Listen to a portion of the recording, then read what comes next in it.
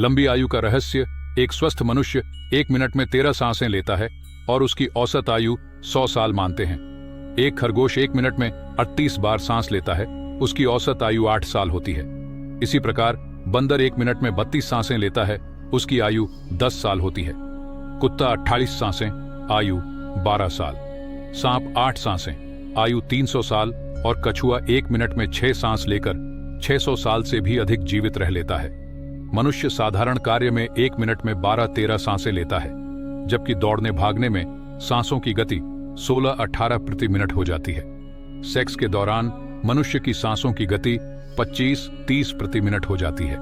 इसलिए अत्यधिक काम में लिप्त व्यक्ति उम्र से पहले ही कमजोर हो जाता है।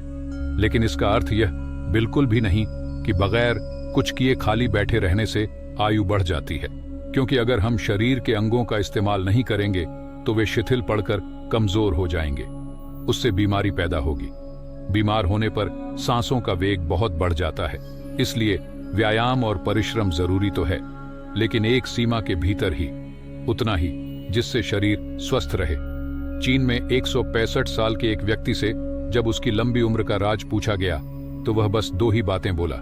पहली कि वह नाभि तक पूरी सांस लेता है और पूरी सांस बाहर छोड़ता है। दूसरी, वह अपनी रीढ़ की हड्डी को हमेशा सीधा रखता है। दरअसल मामूली लगने वाली यह दोनों बातें योग और प्राणायाम की दृष्टि से बेहद महत्वपूर्ण हैं। भारत में भी ऐसे कई संत हुए हैं जो 250 साल तक स्वस्थ रहकर जीवित रहे। देवराहा बाबा इसका उदाहरण है। भारत के पहले राष्ट्रपति डॉ. राजेंद्र प्रसाद ने उनके बारे में कहा था कि उन्होंने बचपन में देवराहा बाबा को जैसा देखा वैसा ही तब भी पाया जब वे स्वयं वृद्ध हो गए। डॉ. राजेंद्र प्रसाद के बाद कई राष्ट्रपति बने। समय गुजरता गया, फिर प्रधानमंत्री स्वर्गीय राजीव गांधी, विश्वनाथ प्रताप सिंह, चंद्रशेखर और अटल बिहारी वाजपेयी जी भी अपने जीवन काल में देवराहा बाबा से मिलते रहे और उनका आशीर्वाद प्राप्त करते रहे।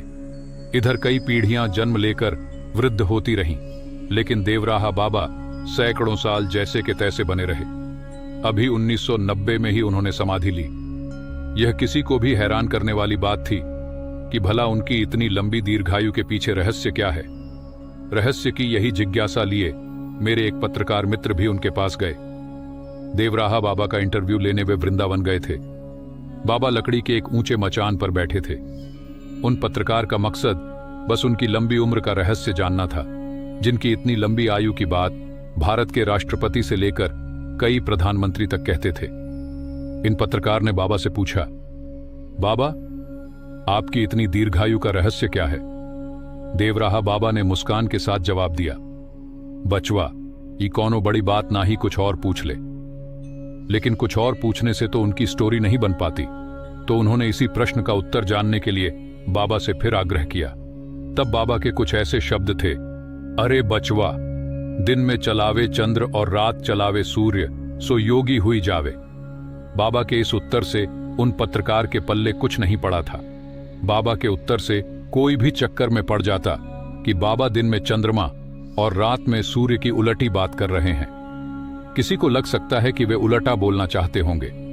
भूलवश उनके मुंह से दिन में चंद्र और रात में सूर्य निकल गया होगा, लेकिन वे किस चंद्र और सूर्य की बात कर रहे थे, यह समझ पाना सामान्य जनों के वश की बात नहीं थी।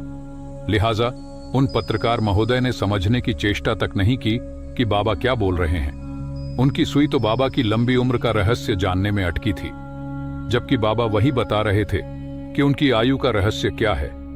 दरअसल जो कोई भी बाबा से उनकी लंबी उम्र के बारे में पूछता था, वे सभी को वही बोलते थे जो उन पत्रकार को बोला। पर वास्तव में देवराहा बाबा क्या बोल रहे थे, इस रहस्य को आप आगे जानेंगे। यह समझ मुझे भी सालों बाद हुई, जब मेरे गुरु ने मुझे सांस पर ध्यान करने की साधना करने को कहा। कई सालों की साधना के बाद मुझे पता चला कि देवराहा बाबा किस सूर्य और चंद्र को चलाने की बात बोल रहे थे।